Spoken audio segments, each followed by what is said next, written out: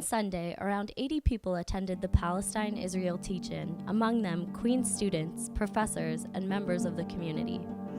And not only Israel, but some mainstream Jewish institutions in the West have abused the tragedy of the Holocaust in order to perpetuate the image that Israelis are the ultimate victims, always on the verge of extinction, and that justifies certain actions even if they are regrettable. The teach-in was an opportunity for speakers to voice often unheard opinions about the conflict.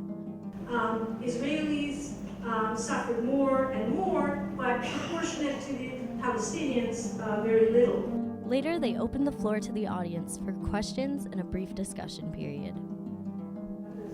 The Palestinian population under Israeli control is the most heavily surveyed population on the face of the earth. To start with, Palestine is not a state. It's an occupied entity without leadership that has any autonomy, not on economical matters, maybe barely on education, but really not on roads, not on taxes, not on anything that actually matters. So we're talking about a huge inequality in power, which doesn't often come into representation in mainstream media.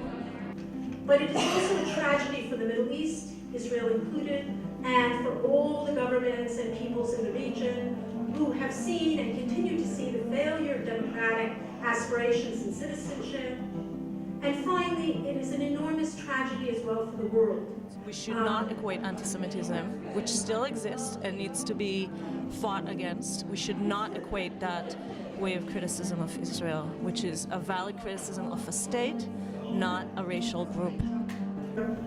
With Israel, of a state called the Palestinian Authority. I think that peace is a really big word in that region. I think that there has to be reconciliation first.